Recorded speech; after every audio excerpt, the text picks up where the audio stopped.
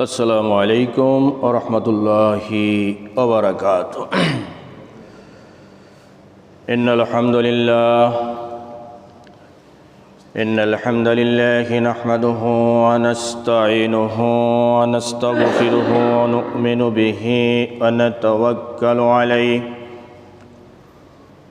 व नऊज़ु बिल्लाहि मिन शुरूरि अनफुसिना व मिन सय्यिआति अअमालिना। मन यहदिल्लाहु फला मुदिल्ल लहु व मन युद्लिलहु फला हादिय लहु। व नशहदु अन ला इलाहा इल्लल्लाहु व नशहदु अन्ना मुहम्मदन अब्दुहु व रसूलुहु सल्लल्लाहु अलैहि वसल्लम अरसलहु बिल हक़्क़ि बशीरन व नज़ीरा वदाइयन इलल्लाहि बिइज़्निहि व सिराजन मुनीरा।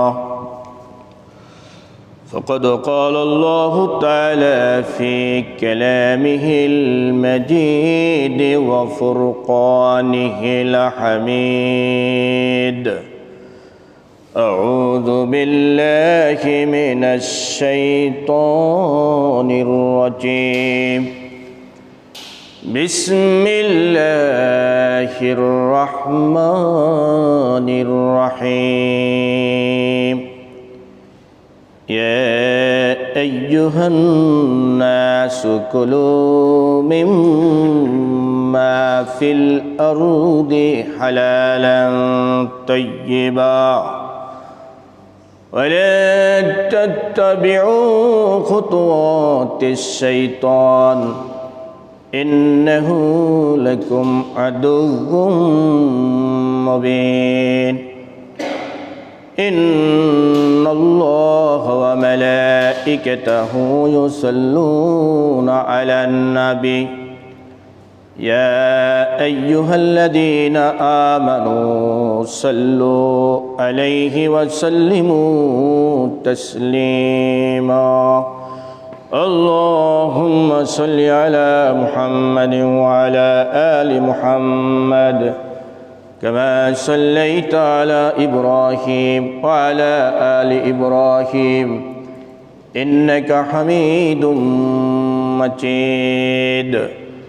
अल्लाहुम्मा बारिक अला मुहम्मद व अला आलि मुहम्मद कमा बारकता अला इब्राहीम व अला आलि इब्राहीम इन्नका हमीदुम मजीद। बलगल उला बिकमालिही कशफद दुजा बिजमाली हसनत जमीउ खुसालिही सल्लू अलैहि व आलिहि। अल्हम्दुलिल्लाह। सम्मानित मुरब्बियाने किराम, मुस्लियाने किराम, আল্লাহ সুবহানাহু ওয়া তাআলার মহান দরবারে অসংখ্য শুকরিয়া আদায় করছি। আল্লাহ সুবহানাহু ওয়া তাআলা আমাদেরকে জীবিত রেখেছেন। আল্লাহ পাকের মেহেরবানিতে আমরা বেঁচে আছি বলি আমরা পবিত্র ঘর আল্লাহ পাকের মসজিদ পবিত্র ঘরে এসে জুমার সালাত আদায়ের লক্ষ্যে আমরা উপস্থিত হতে পেরেছি। অনেকেই তাহিয়াতুল উযু, দাখলুল মসজিদ, মাসনুনা কতগুলো কাজ ইতিমধ্যে আল্লাহ করার সুযোগ করে দিয়েছেন, মেহেরবানি করেছেন, দয়া করেছেন। এই জন্য আল্লাহ রাব্বুল আলামিনের দরবারে তার শিখানো ভাষা দিয়ে আমরা অন্তরের অন্তঃস্থল থেকে শুকরিয়া জানাই, কৃতজ্ঞতা জানাই, প্রশংসা করি। আমরা সকলে বলি আলহামদুলিল্লাহ। সম্মানিত হাজিরিন, আল্লাহ সুবহানাহু ওয়া তাআলা আমাদেরকে অল্প সময়ের জন্য পৃথিবীতে প্রেরণ করেছেন। অনেক মাখলুক আছে আমাদের থেকে অনেক অনেক বস পায়। আমাদের শরীরে যে শক্তি রয়েছে এর থেকে অনেক অনেক শক্তি অনেক মাখলুকের রয়েছে। আমাদের শক্তি কতটুকু? আমরা একটি কুকুরের সাথেও আমরা পারবো না, একটি সাপের সাথেও আমরা পারবো না, একটি শিয়ালের সাথেও আমরা পারবো না। আমরা যদি আরও একটু নিচের দিকে যাই, একটি বিমরুল অথবা একটি মৌমাছি,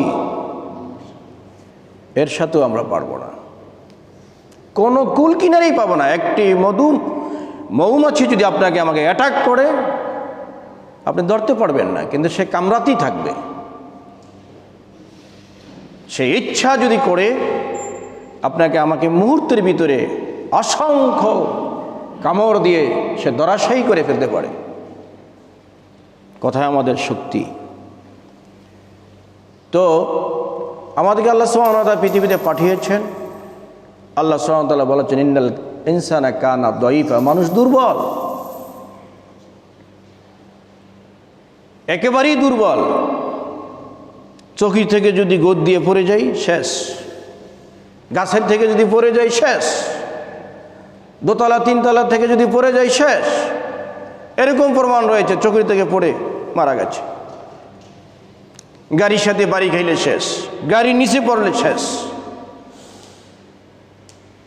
তো এই মানুষ এত দুর্বল। আল্লাহ বলেছেন, ইন্নাল ইনসানা কানা দাঈফা, মানুষকে আল্লাহ সুবহানাহু ওয়া তাআলা দুর্বল করে সৃষ্টি করেছেন। একটা কাঁটার আঁচড় লাগলে এই শেষ,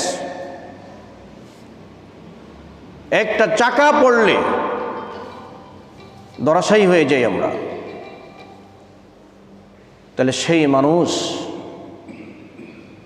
কত অহংকারী, কত বাহাদুরি, কত আমিত্ব, কত কিছু এই মানুষগুলো করে। একজন আরেকজনকে মারে, একজন আরেকজনকে হত্যা করে, একজন আরেকজনের জন্য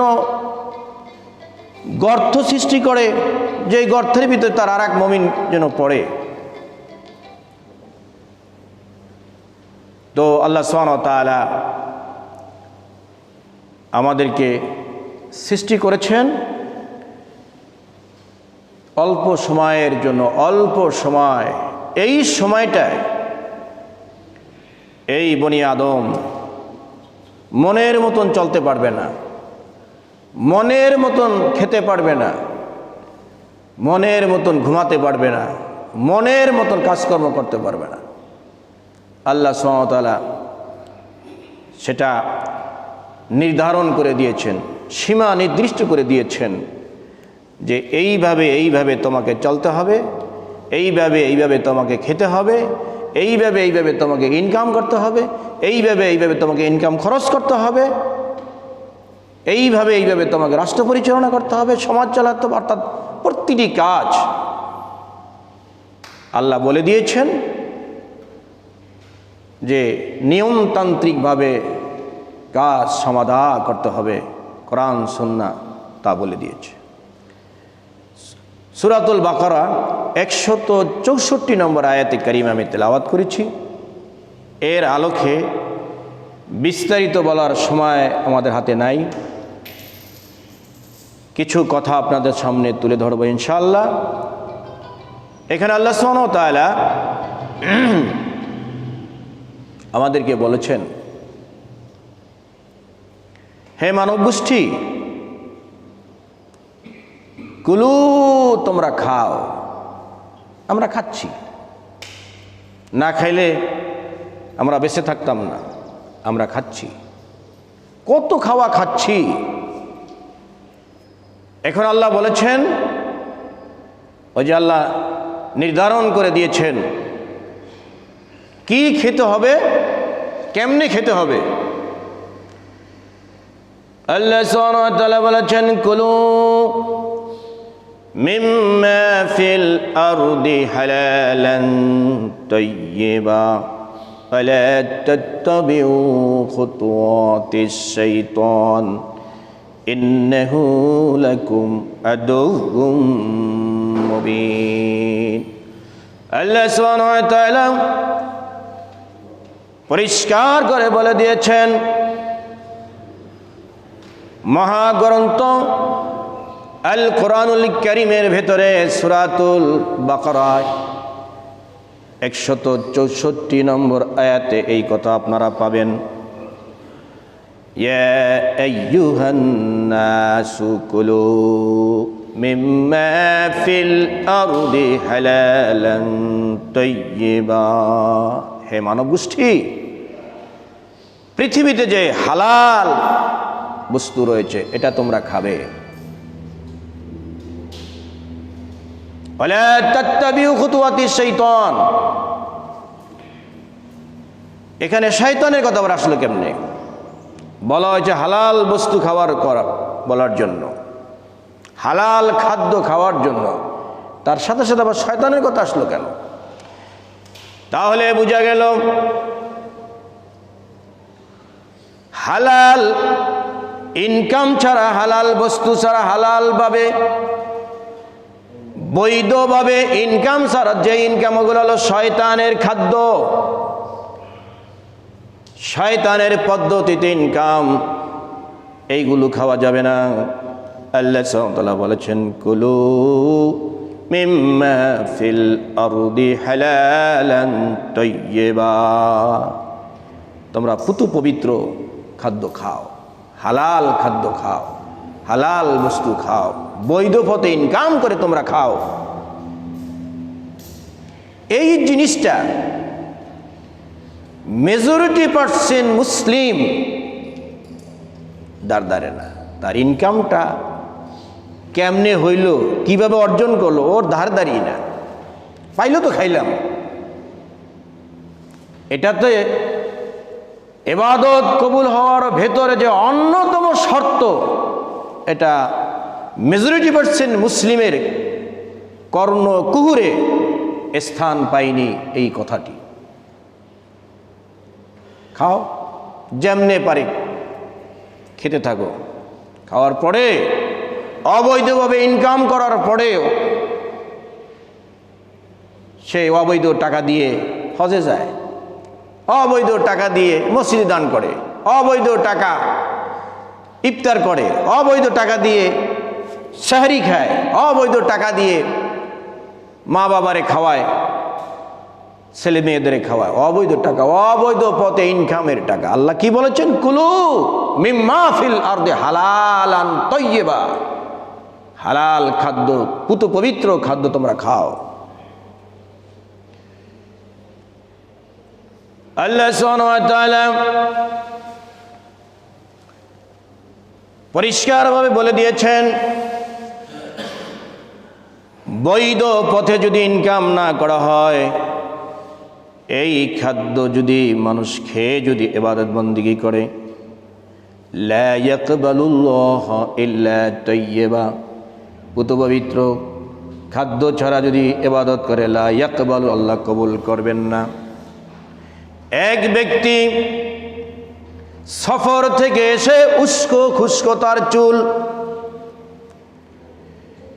ইয়ামুদ্দু ইলাস সামাই ইলা ইয়ামুদ্দুহু ইয়াদাইহি ইলাস সামাই, ওই ব্যক্তি আল্লাহর কাছে দু হাত উঠিয়ে মোনাজাত করতেছেন এইভাবে, ইয়া রব্বি ইয়া রব্বি ইয়া রব্বি, হে আমার রব, হে আমার রব, হে আমার রব, আল্লাহর কাছে মোনাজাত করতেছেন। এই মোনাজাত বিশ্ব নবী সাল্লাল্লাহু আলাইহি সাল্লাম দেখেছেন। এই মোনাজাত করতেছেন, আল্লাহর কাছে চাইতেছেন। আমরা অনেকে মোনাজাত করে আল্লাহর কাছে চাই, সেজদার ভিতরে চাই, সেজদা ছাড়াও চাই, বিভিন্নভাবে চাই আল্লাহর কাছে। ওই ব্যক্তি আল্লাহর কাছে চাচ্ছে। এখন বিশ্বনবী সাল্লাল্লাহু আলাইহি সাল্লাম বলেছেন, মাতআমু হারামুন ওয়া মালবাসু হারামুন ওয়া মাশরাবু হারামুন ফাআন্না ইউস্তাদাবু যালিকা। ওই ব্যক্তির খাদ্য হারাম, অথচ আল্লাহর কাছে মোনাজাত করতেছে। বিশ্বনবী সাল্লাল্লাহু আলাইহি সাল্লাম বলতেছেন, অথচ ওই ব্যক্তি যে খাদ্য খেয়েছে, ওই খাদ্য হলো হারাম টাকার খাদ্য। ওয়া মাশরাবাহু, যে পানি পান করেছে ওই পানিও তার হারাম। ওয়া মালবাসুহু হারামুন, যে পোশাক আদি তার শরীরে ছিল ওই পোশাকগুলো তার হারাম টাকার পোশাক ছিল। ওয়া গুজিয়া বিল হারামি, এবং ওই লোকটার শরীর গঠন হয়েছে হারাম টাকায় খেয়ে, অবৈধ ইনকাম খেয়ে ওই লোকটার শরীর গঠন হয়েছে। এখন বিশ্বনবী সাল্লাল্লাহু আলাইহি সাল্লাম বলেছেন, ফা আন্না ইউস্তাজাবু লিযালিকা, কিভাবে তার দোয়া আল্লাহ কবুল করবেন, কিভাবে? এই জন্য বিশ্বনবী সাল্লাল্লাহু আলাইহি সাল্লাম বলেছেন, হাসরের ময়দানে প্রত্যেক মানুষকে আল্লাহ রাব্বুল আলামিন, বিশেষ করে বিশ্বনবী সাল্লাল্লাহু আলাইহি সাল্লামের উম্মতকে 5টি প্রশ্ন আল্লাহ সুবহানাহু ওয়া তাআলা করবেন। ওই 5টি প্রশ্নের জবাব না দিয়ে একটি কদমও মানুষ এদিক সেদিক যেতে পারবে না, নড়তে পারবে না, নড়াচড়া করতে পারবে না।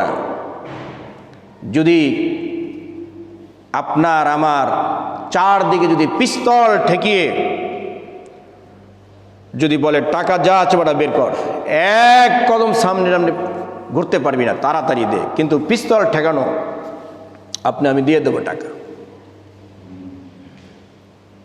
আল্লাহ সুবহানাহু ওয়া তাআলা হাসরের ময়দানে ভয়াবহ এক জায়গা, ভয়াবহ এক সময়, ওই সময়ে মানুষকে বলবে একটি কদম এদিক সেদিক করতে পারো না, এই 5টি প্রশ্নের জবাব ছাড়া। তার ভিতরে একটি প্রশ্ন হবে এই ইনকাম। লা তাজুলু কদম ইবনে আদম, বনি আদমের কদম নড়াচড়া করতে পারবে না। হাত্তা ইউসালা আন 5টি প্রশ্ন জবাব না দিয়ে বনি আদম এদিক সেদিক নড়াচড়া করতে পারবে না। তার ভিতরে একটি হলো আন উমরিহি, তার জীবনকালটা কোন খাতে ব্যয় করেছে। এই যে একটা বয়স দিয়েছে 50, 60, 70, 80, 100 বছরের যে বয়সটা আপনি আমি পেয়েছি, আপনার আমার বাবাই পেয়েছিল, এখনো যে মুরব্বীরা আছে, এই বয়সটা কিভাবে সে কাটিয়েছে, একটা প্রশ্ন। এই বয়সটা কি বিড়ি খাইতে খাইতে নাকি? এই বয়সটা কাটিয়েছে ইসলামের বিরোধিতা করতে করতে নাকি? এই বয়সটা কাটিয়েছে কি নাস্তিকতা লালন করতে করতে নাকি? এই বয়সটা কাটিয়েছি হারাম বস্তু অর্জন করতে নাকি? এই বয়সটা কাটিয়েছি গল্প করতে করতে নাকি? এই বয়সটা কাটিয়েছি বিনা সেজদা দিতে দিতে? এই বয়সটা কাটিয়েছি কিনা মসজিদে না যেতে যেতে?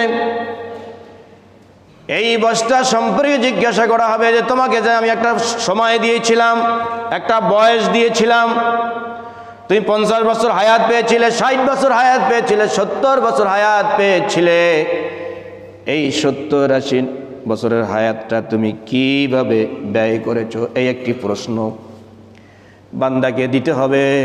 না দিলে সে আসামির কাঠগড়ায় দাঁড়িয়ে যাবে, অর্থাৎ গ্রেপ্তার হয়ে যাবে, গ্রেপ্তারগিরি, কঠিন গ্রেপ্তার। এরপরে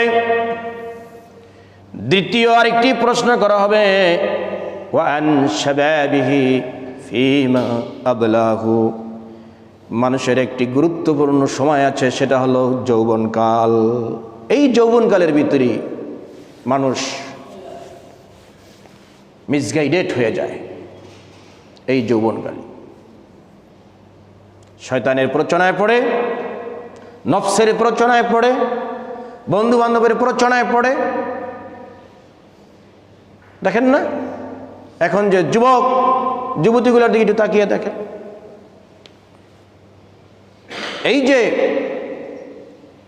নামাজ নাই, কোরআন নাই, হাদিস নাই, ইসলামী শরিয়াত মোতাবেক চালচলন নাই, জিজ্ঞাসা করা হবে, এই ছেলেদেরকে, এই মেয়েদেরকে, তারা তো একসময় বৃদ্ধ হবে, বৃদ্ধা হবে, আমরা সেই দিকে চলে যাচ্ছি, বৃদ্ধর দিকে চলে যাচ্ছি, কিন্তু গুরুত্বপূর্ণ একটি সময় হলো যৌবন কাল। এই যৌবন কালটা কিভাবে ব্যয় করা হয়েছে একটি প্রশ্ন হবে হাসরের ময়দানে। যেই যুবক, যেই যুবতী এই যৌবন কালটা ইবাদতের মধ্যে কাটিয়ে দিবে, আল্লাহ সুবহানাহু ওয়া তাআলার পক্ষ থেকে বিশাল একটা পুরস্কার পাবে। সেই পুরস্কারের দাম, মূল্য বর্ণনা করে শেষ করা যাবে না। পৃথিবীর এই মূল্য দিতে পারবে না সেই পুরস্কারের মূল্য। সেই পুরস্কারটা কি? যেই যুবক, যেই যুবতী যৌবন কালটা আল্লাহ পাকের হুকুম পালন করে কাটিয়ে দিবে, আল্লাহ সুবহানাহু ওয়া তাআলার কাছে তারা বিশাল একটি পুরস্কার পাবে। সেই পুরস্কারটা কি? সহিহ বুখারীর ভিতরে আল্লাহ রাসূল বলে দিয়েছেন, সাবাতু ইউজিল্লুহুমুল্লাহু ফি জিল্লিহি ইয়াওমা লা জিল্লা ইল্লা জিল্লুহু। হাশরের ময়দানে আল্লাহ সুবহানাহু ওয়া তাআলার রহমতের ছায়া ছাড়া কোনো ছায়া থাকবে না। এই সূর্য বর্তমান জমিন থেকে, পৃথিবী থেকে 9,30,00,000 মাইল দূরে অবস্থান করছে। সেই সূর্যটা মাথার কাছে চলে আসবে, একেবারে মাথার কাছে। আজকে সূর্য কোথায়? আমরা নিজেরাও অনেক সময় সূর্যের তাপে অনেকে হার্ট অ্যাটাক করে মারা যায়। প্রচণ্ড গরম যখন পড়ে অনেক মানুষ হার্ট অ্যাটাক করে মারা যায়, অনেক মানুষ অসুস্থ হয়ে যায়। ঠান্ডা পানি পান করে, এসির ভিতরে যায়, ফলের রস খায়, ছায়ায় অবস্থান করে। সেই দিন আপনি কোথায় ছায়া পাবেন?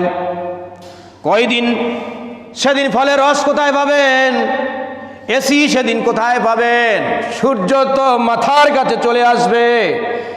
বিশ্বনবী সাল্লাল্লাহু আলাইহি সাল্লাম বলেছেন, সেই দিন ওই যুবক, ওই যুবতী আল্লাহ রাব্বুল আলামিনের স্পেশাল একটি স্থান আছে, আল্লাহ রহমতের ছায়ার তলে তারা অবস্থান করবে। ওই সূর্য তাপ তাদের উপরে পড়বে না। সুবহানাল্লাহ। আজকে যদি কষ্ট করে যেতে পারি, আজকে যদি আল্লাহ পাকের হুকুম আহকামকে যথাযথ পালন করে যেতে পারি, এই যুবকেরা, এই যুবতীরা আজকে হেলায় খেলায় জীবনটাকে তারা পরিচালিত করছে। একটু যদি তারা ধরে রাখতে পারে কোরআন সুন্নাহকে, জীবনটা যদি পরিচালিত করতে পারে, বিশাল পুরস্কার পাবে। সেই দিন এই যুবকেরা, সেই দিন আল্লাহ সুবহানাহু ওয়া তাআলার আরশের নিচে ছায়া পাবেন। আল্লাহ রাসূল বলেছেন, সেই দিন আরশের নিচে যারা ছায়া পাবে তার ভিতরে হলো আশাবুন নাশা ফি ইবাদাতিল্লাহ। ওই যুবক, ওই যুবতী যারা এই পৃথিবীতে আল্লাহর ইবাদত করতে করতে যারা কাটিয়ে দিয়েছে, আছে, সংখ্যায় কম হলেও আছে। অনেকে নামাজ যখন ফরজ হয়েছে নামাজ পড়তে রয়েছে, হয়তো ত্রুটি বিচ্যুতি হয়েছে, আবার আল্লাহর কাছে মোনাজাত করে আল্লাহ মাফ করে দিয়েছে। আবার অনেকে আছে নামাজ 20 বছর, 30 বছর, 40 বছর, 50 বছর হয়েছে, নামাজ নাই। নাম বলবো না আমি, আমাদের এখানেরই। আমি কখনো তাকে মসজিদে দেখি নাই। তারপর জিজ্ঞাসা করেছি সে কি বাসায় নামাজ পড়ে না? বাসায় নামাজ পড়ে না। তারও জানাজা হয়েছে, মারা গেছে, জানাজা পড়ানো লাগছে। তার জানাজা হবে কেন?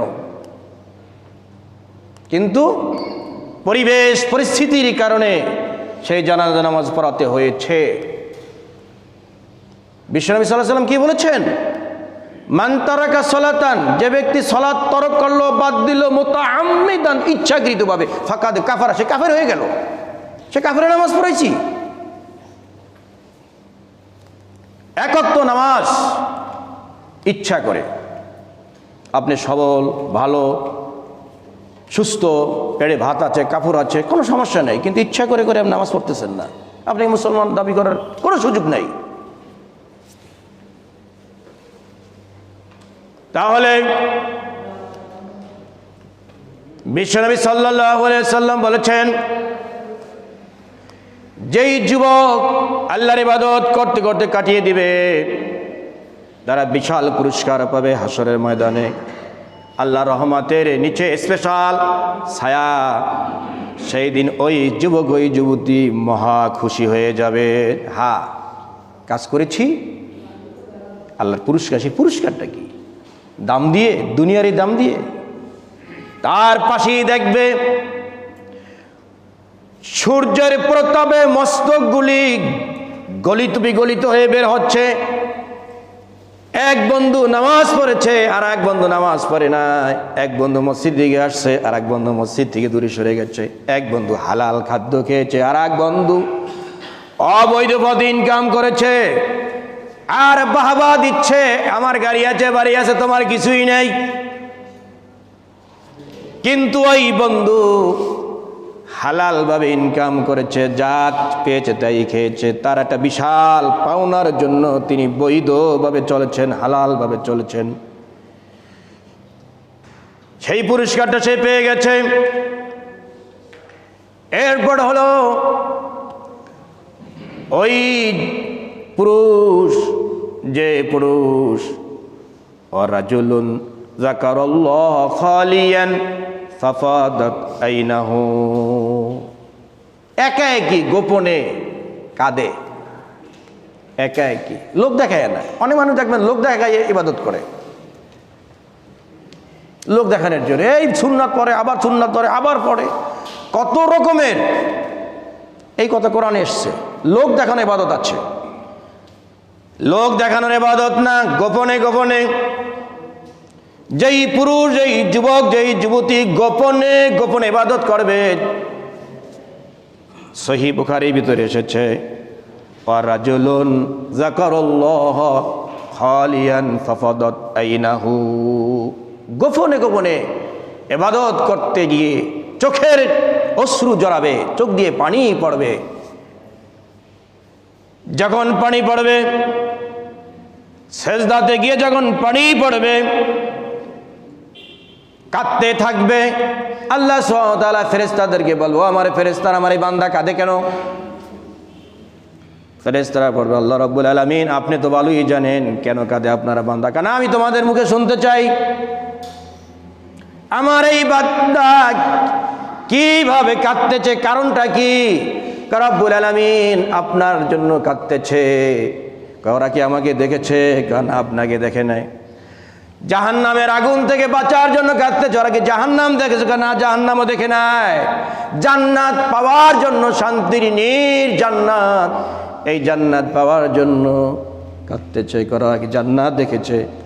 আমাকে দেখে নাই, জান্নাত দেখে নাই, জাহান্নাম দেখে নাই, হাসর দেখে নাই, পলসিরাত দেখে নাই। না দেখে আমার রাসূলের মাধ্যমে যে কোরআন আমি নাজিল করেছি, এই কোরআনের কথাগুলো শুনে শুনে আমল করেছে, হাদিসের কথাগুলো শুনে শুনে আমল করেছে। আমি রব্বুল আলামিন খুশি হয়ে গেছি। ও ফেরেশতারা তোরা সাক্ষী থাক, আমি আমার এই বান্দাদের জীবনের গুনাহ খাতা মাফ করে দিলাম। সেই নামাজ একাকী, নামাজ ছুটে যাচ্ছে, কোনো খবর নাই। আমি প্রায় জুমার সময় আপনাদের সামনে একটা কথা বলি গার্ডিয়ানদের ব্যাপারে, হয়তো অন্য জায়গায় এত বলে কিনা আমি জানি না। এই গার্ডিয়ানদেরকে ধরা হবে। আজকে এই অল্প বয়সের যে ছেলে সন্তানগুলো নষ্ট হয়ে যাচ্ছে, আপনি দেখেন, আমি তো চলাফেরা করি, দেখতেছি, হায় হায় কি অবস্থা, কি যে তোদের অবস্থা। বিড়ি খেতে খেতে, সিগারেট খেতে খেতে, গাঁজা খেতে খেতে নষ্ট। কোথায় তার নামাজ? আপনি তো ইহুদির ঘরে জন্ম নেননি, নামাজ দরকার নাই। আপনি তো খ্রিস্টানের ঘরে জন্ম নেননি, নামাজ দরকার নাই। অগ্নি পূজকের ঘরে জন্ম নেননি, নামাজ দরকার নাই। আপনি তো মুসলমানের সন্তান, আপনার এই সন্তানকে নামাজি বানাতে হবে, দিনদার বানাতে হবে, পরেশগার বানাতে হবে। যদি বানান এই সন্তানেরা বিশাল পুরস্কার পাবে, আমরাও পাব। এরবার দেখেন এই যুবকের কথা আরো এসেছে, সাথে সাথে পুরুষের কথা এসেছে। ওয়ার রাজুলুন দাআতুহু ইমরাতুন মুনসাবিন যাতু মুনসাবিন ওয়া জামালিন ফাকালা ইন্নী আখাফুল্লাহ। সহিহ বুখারীর বর্ণনা আছে না? আজকে যে অবস্থা, বিশ্বনবী সাল্লাল্লাহু আলাইহি সাল্লাম বলেছেন যে দাআতুহু ইমরাতুন যাতু মানসাব, কোন অভিজাত বংশীয় সুন্দরী কোন রমণী কোন যুবককে যখন আহ্বান করবে কুকর্ম করার জন্য, ওই যুবক যদি ওটাকে প্রত্যাখ্যান করে, না, সম্ভব না। দেখেন বিশ্বনবী সাল্লাল্লাহু আলাইহি সাল্লাম আজ থেকে ১৫০০ বছর আগে বলেছেন এরকম সময় হবে, এরকম সময় হবে। মিলে দেখেন রাসূলুল্লাহ সাল্লাল্লাহু আলাইহি সাল্লামের হাদিস আর এই সমাজ আর সমাজের মানুষ, ছেলে মেয়ে, তন্তবয়সী মেয়েদের ছেলেদের সাথে মিলান, এই হাদিস মিলে যাবে। রাসূল আজ থেকে ১৫০০ বছর আগে বলেছিলেন ডাকবে অভিজাত বংশীয় মেয়েরা সেজে গুছে এই সন্তানদেরকে নষ্ট করার জন্য, ছেলেদেরকে নষ্ট করার জন্য আহ্বান করবে। ওই সময় ওই যুবক যদি বলে ইন্নী আখাফুল্লাহ, না, সম্ভব না, আমি আল্লাহকে ভয় করি, ওই খালিককে ভয় করি, সম্ভব না, এই যুবক আল্লাহর আরশের নিচে ছায়া পাবে। সেই দিন কোনো ছায়া থাকবে না, সেদিন এই যুবক এত আরামের স্থান সে পাবে, মহা খুশি হয়ে যাবে। এরপর আল্লাহ সুবহানাহু ওয়া তাআলা তার হাবিবের মাধ্যমে আরো জানিয়ে দিয়েছেন আরশের নিচে স্পেশাল তারা মেহমানদারি পাবে। তারা কারা? বিশ্বনবী সাল্লাল্লাহু আলাইহি সাল্লামের মাধ্যমে আল্লাহ জানিয়ে দিয়েছেন ওয়া রাজুলানে তাহাব্বা ফিল্লাহি ওয়াজতামা আলাইহি ওয়া ফাররাকা আলাইহি, দুইজন লোক একজন আরেকজনকে ভালোবাসে আল্লাহর জন্য। আছে না? আত্মীয়তা নাই, সুসম্পর্ক। এই সুসম্পর্কটা হতে হবে একমাত্র আল্লাহর জন্য, অন্য কোনো উদ্দেশ্য নেই। তার থেকে কিছু পাবো, সে কিছু দিবে, তার কাছে গেলে পদ পাবো, মর্যাদা পাবো, উপরে উঠতে পারবো, পোস্ট পাবো, টাকা পাবো, এইরকম কোনো উদ্দেশ্য থাকবে না। উদ্দেশ্য একটাই, আমি তাকে ভালোবাসবো আল্লাহর জন্য। ভালো লোক, নামাজি লোক, পরেজগার লোক, দিনদার লোক, সুন্দর মানুষ, আমি তার কাছে যাব, তার কাছে বসবো, তাকে খাওয়াবো, মেহমানদারি করব, ইত্যাদি। দেখেন কি চমৎকার কথা, রাজুলানে তাহাব্বা ফিল্লাহ, দুইজন লোক একমাত্র আল্লাহর জন্য ভালোবাসবে একে অপরকে। এরপর বলা হয়েছে ওয়াজতামা আলাইহি, এক জায়গায় বসবে, একত্রিত হবে, তাও আল্লাহর জন্য। আমরা আছে না, বসে কার সাথে? টাকা আছে, পয়সা আছে, তার সাথে বসে। গরিবের সাথে কতজনে বসে? কতজন বসে? কতজন তাকে কাছে নেয়? কতজন মানুষ?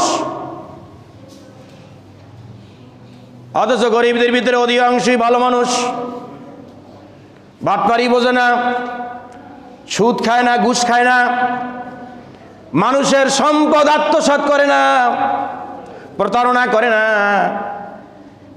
গরিবদের ভিতরে যে খারাপ আছে না তা না, আছে, কিন্তু পার্সেন্টেজে তারা ভালো। এই জন্য রসুল বলেছেন ধনীর থেকে 500 বছর আগে গরিবরা জান্নাতে চলে যাবে। এই জন্য রাজুলানে তাহাব্বা ফিল্লাহি ওয়াজতামা আলাইহি ওয়া ফাররাকা আলাইহি, দুইজন লোক একজন আরেকজনকে ভালোবাসবে আল্লাহর জন্য, এক জায়গায় বসবে আল্লাহর জন্য, মিলিত হবে আল্লাহর জন্য। এরপর বলা হয়েছে ওয়াতাফাররাকা আলাইহি, বিচ্ছিন্ন হবে তাও আল্লাহর জন্য। বিচ্ছিন্ন হবে আল্লাহর জন্য মানে কথা দিয়ে কথা রাখে না, নামাজ পড়ে না, রোজা রাখে না, দ্বীনের বিরোধী, ইসলাম বিরোধী, কোরআন বিরোধী, হাদিস বিরোধী, ইসলামী শরিয়াতের বিরোধী, এই লোকটার সাথে আমার সম্পর্ক রাখা যাবে না। বাস, এটাই বলা হয়েছে। এটা যদি করা হয় তাহলে আপনি যদি তার সাথে ভালোবাসেন তাও আল্লাহর জন্য, সম্পর্ক ছেদ করেন তাও আল্লাহর জন্য, এটা যদি আপনি একমাত্র আল্লাহর সন্তুষ্টির জন্য যদি করেন, কাল কিয়ামতের দিন, যেই দিন কোনো ছায়া থাকবে না, সূর্য কাছে থাকবে, সেই আল্লাহর স্পেশাল রহমতের ছায়ার তলে আপনি স্থান পাবেন।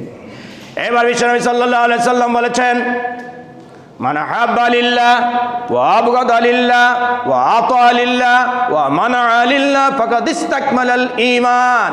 যে ব্যক্তি কাউকে ভালোবাসলো আল্লাহর জন্য, কারোর সাথে শত্রুতা পোষণ করলো, ঘৃণা করলো আল্লাহর জন্য, কাকে দান করলো আল্লাহর জন্য, কাউকে দান করা থেকে বিরত রইল তাও আল্লাহর জন্য, এটা যদি করে,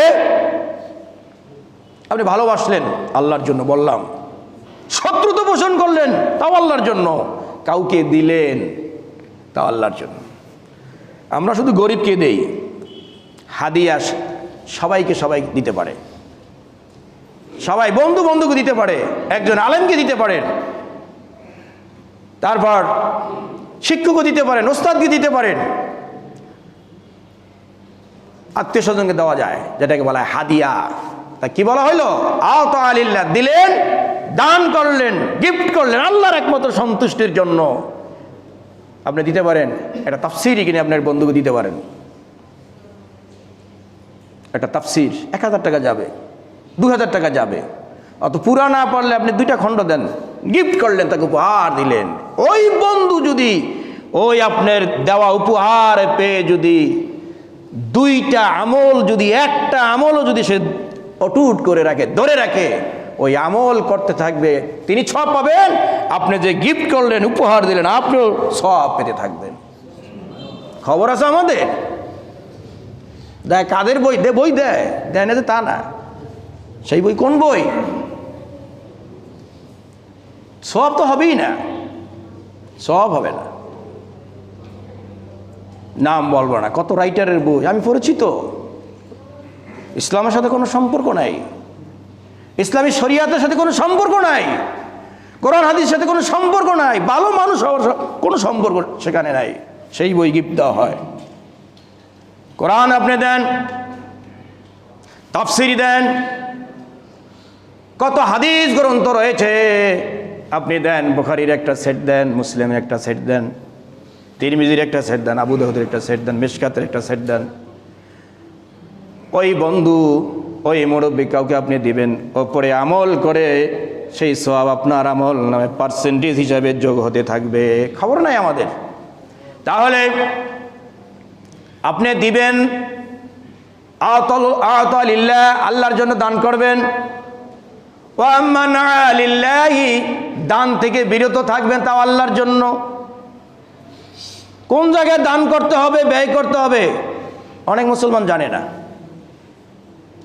কোন জায়গায় দান করলে, ব্যয় করলে ওই দানে কথা বলবে, ওই দান আপনাকে মুসিবত থেকে তাড়াইয়া সুপথের দিকে নিবে, জান্নাতুল ফেরদাউসের মেহমান বানিয়ে নিবে। ওই দান, সেই দান কোন পথে ব্যয় করলে আমরা জানি না। এইটা নিয়ে প্রশ্ন করা হবে কাল কিয়ামতের দিন। ওয়ান মালিহি মিন আইনা ইকতাসাবাহু ওয়া ফীমা আনফাকাহু, তুমি যে অর্জন করেছো, কেমনে কেমনে অর্জন করেছো টাকা, আবার কিভাবে টাকা ব্যয় করেছো, এই একটা প্রশ্ন করা হবে। এই যে টাকা দিয়ে গিফট করলেন, টাকা দিলেন, কাউকে দান করলেন, সে জায়গা চিনতে হবে, আপনাকে জায়গা চিনতে হবে, পদ্ধতি জানতে হবে। এটা নিয়ে হিসাবের সম্মুখীন হব, প্রশ্নের সম্মুখীন হবে গোটা মুসলিম সমাজ কাল কিয়ামতের দিন, যে এই যে টাকা অর্জন করেছো, কিভাবে অর্জন করেছো, আর কিভাবে ব্যয় করছো হিসাব দাও। রেকর্ড তো করাই আছে, রেকর্ড করাই তো আছে, সবই সহ আছে। সেই দিন বান্দা বলতে থাকে ইয়াউমা তাশহাদু আলাইহিম আলসিনাতুহুম ওয়া আইদিহিম ওয়া আরজুলুহুম বিমা কানু ইয়ালামুন ইয়াফালুন। সেদিন সাক্ষ্য দিবে, এই জবান দিয়ে সাক্ষ্য দিবে। জবান বলবে, যেই জবান দিয়ে বলতে থাকবে এই মিথ্যা কথা বলতে থাকবে, মিথ্যা। হাত পা সাক্ষ্য দিতে থাকবে, জবান বলতে থাকবে মিথ্যা। যেই মিথ্যা বলতে থাকবে তখনই এই মুখটাকে বন্ধ করে দেওয়া হবে, সিল মেরে বন্ধ দেওয়া হবে। সূরা ইয়াসিনে আছে, আপনারা জানেন, আল-ইয়াউমা নাখতিমু আলা আফওয়াহিহিম ওয়া তুকাল্লিমুনা আইদিহিম ওয়া তাশহাদু আরজুলুহুম বিমা কানু ইয়াকসিবুন। আল-ইয়াউমা নাখতিমু আলা আফওয়াহিহিম, তাদের মুখকে সিল মেরে বন্ধ করে দেওয়া হবে, সিল মোহর করে। তারপর আল্লাহ সুবহানাহু ওয়া তাআলা বলেছেন ওয়া তুকাল্লিমুনা আইদিহিম, তাদের হাত আমার সাথে কথা বলবে, এই হাতে কথা বলবে। এই হাত দিয়ে দুর্নীতি করেছি, টাকা পাচার করেছি, কলম দিয়ে,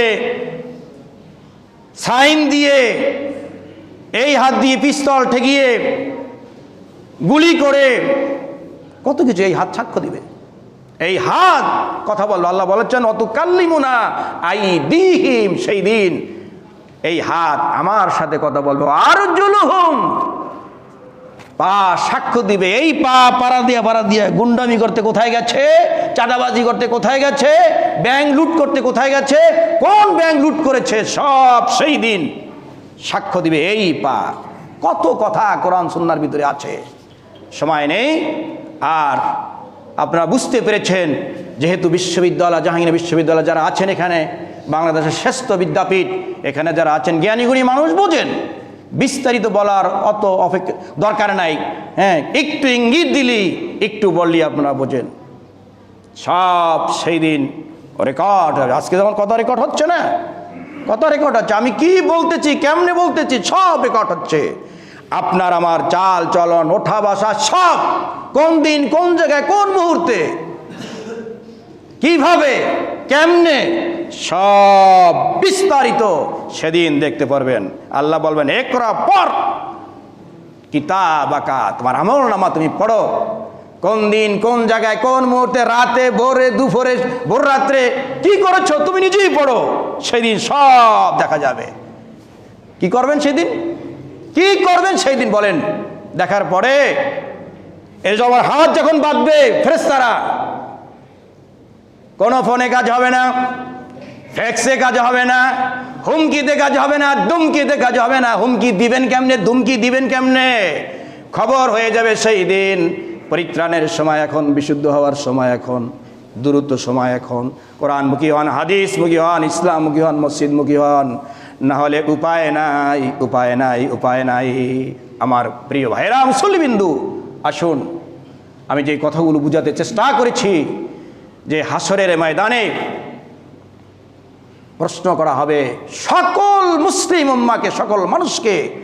সেই প্রশ্নর জবাব দেওয়ার জন্য তৈরি। আজকে এই যে বিশেষ পরীক্ষা হবে, কি ছাত্ররা পড়তে আছে, ওরে মাহবুদ রে, কঠিন স্টাডি। 24 ঘন্টার ভিতরে আমি একজনের সাথে আলাপ করছি, 18 ঘন্টা সে পড়তেছে, 18 ঘন্টা। আরে ইসলামের জন্য, পরকালের জন্য 1টা ঘন্টা ব্যয় করে, তাও আল্লাহ মাফ করে দিবেন, তাও আল্লাহ সুবহানাহু ওয়া তাআলা মাফ করে দিবেন। সেখানে খবর নাই। আপনি পড়েন আলহামদুলিল্লাহ, আমি এটা নিরুৎসাহিত করি না। আমার বক্তব্য শোনার পরে আবার ছাত্রছাত্রীরা বলবো আমাদের নিরুৎসাহ, না না না, আপনারা পড়েন, সুন্দর রেজাল্ট বই আনেন, ভালো ভালো পোস্টে যান, ভালো, 100 বার ভালো।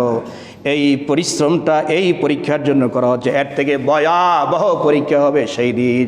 সেই পরীক্ষার জন্য কি প্রিপারেশন নেওয়া হয়েছে, কি প্রিপারেশন নিচ্ছি, কি প্রিপারেশনটা নিচ্ছি। সূরা ফাতিহা জানি না, অথচ বিসিএস এর জন্য কত বই পড়তে আছে। আরে সূরা ফাতিহা ছোট্ট একটি সূরা, সহিভাবে অনেকেই পারে না, অনেকেই জানে না। সহিভাবে তেলাওয়াত তো দূরের কথা, এর সাথে কোনো সম্পর্ক নাই। সূরা ইখলাস, সূরা ফাতিহা, সূরা ফাতিহা ছাড়া নামাজ হবে না। লা সালাতা লিমান লাম ইয়াকরা বিফাতিহাতিল কিতাব। যে সূরা ফাতিহা ছাড়া নামাজ হবে না, সেই সূরা ফাতিহা আমরা জানি না, অনেকেই জানি না। জানলেও অশুদ্ধ, জানলেও অশুদ্ধ, তার কাছে খবর নাই। আবার বলে কি জানেন, আল্লাহ কবুল করলে করবে, পড়ি, কবুল করার মালিক আল্লাহ, এইভাবে কথা বলে। মানে অশুদ্ধ পড়বে, চেষ্টা নাই, কিচ্ছু নাই। আল্লাহর তো ঠেকা আপনার এই জিনিস কবুল করার জন্য। দুনিয়ার সব কিছু আপনি করতে পারেন, স্ট্রাগল করতে পারেন, লড়াই করতে পারেন, সংগ্রাম করতে পারেন, টাকা ব্যয় করার জন্য, অন্য অন্য সব কিছু করার জন্য। আর এনে ছেড়ে দিলেন, সূরা ফাতিহা পড়তে পারলেন না, আল্লাহ কবুল করলে করবে, আল্লাহ মেহেরবান। ভুল পড়ে সূরা ফাতিহার মধ্যে 7টা আয়াত, 7টার ভিতরে অন্তত 14টা ভুল করে। আসুন, কোরআনমুখী হন, ইসলামমুখী হন, ইসলাম বুঝুন, কোরআন বুঝুন, পরিবারকে সঠিক করুন, ছেলে মেয়ে আত্মীয় স্বজনের প্রতি সতর্ক থাকুন। বিশেষ করে ইসলামাইজ করার জন্য তাদেরকে উপদেশ দিন এবং নিজে সেটার উপরে অটল থাকুন। নচেত প্রত্যেকটি ঘাঁটিতে দড়া খেতে হবে, কঠিন দড়া। সেই দড়া থেকে কেউ পরিত্রাণ পাবেন না, রেহাই পাবেন না। কোনো কায়দাভাবে, কোনো পদ্ধতিতে আপনাকে আমাকে কেউ হেল্প করতে আসবে না, হেল্প করার কোনো সুযোগ নেই। যার যার আমল দিয়ে আপনাকে সামনে এগিয়ে যেতে হবে। অনেকগুলো ঘাঁটি আছে, অনেকগুলো ঘাঁটি, একটার পর একটা, একটার পর একটা, একটার পর একটা। তাহলে হাসরের ময়দানে যে প্রশ্ন করা হবে, সেই প্রশ্ন জবাব যদি সন্তুষ্ট চিত্তে যদি দিতে চাই, এবং ওই জবাব যেন সঠিকভাবে হয়, এই জন্য আমল করতে হবে। যে আমলগুলো করতে হবে, যে কাজগুলো করতে হবে, এতক্ষণ সেই কথাগুলো আমি বলেছিলাম। আসুন আমার প্রিয় ভাইরা, মুসলিমবিন্দু, আল্লাহ রাব্বুল আলামিন এই কথাগুলোর জন্য একটি কথা যদি আপনারা আমল করতে পারেন, তাহলে আমার এই বক্তব্য সার্থক হবে। এই মসজিদে যারা টাকা দিয়েছে তারা সার্থক হবে, তারা সব পাবে। একটি বক্তব্য যদি আমল করতে পারেন, আল্লাহ রাব্বুল আলামিন আপনাকে আমাকে এই কথাগুলো বুঝার, অনুধাবন করার এবং জীবনে প্রতিটি কথা যেন, কোরআন সুন্নাহর কথাগুলো যেন বাস্তবায়ন করতে পারি নিজের জীবনে, পারিবারিক জীবনে, সামাজিক জীবনে। আল্লাহ যেন সেই তৌফিক আমাদের দান করে। সকলে বলেন আমিন। আখির দাওয়ানা আলহামদুলিল্লাহি রাব্বিল আলামিন। আসসালামু আলাইকুম ওয়া রাহমাতুল্লাহি ওয়া বারাকাতুহু।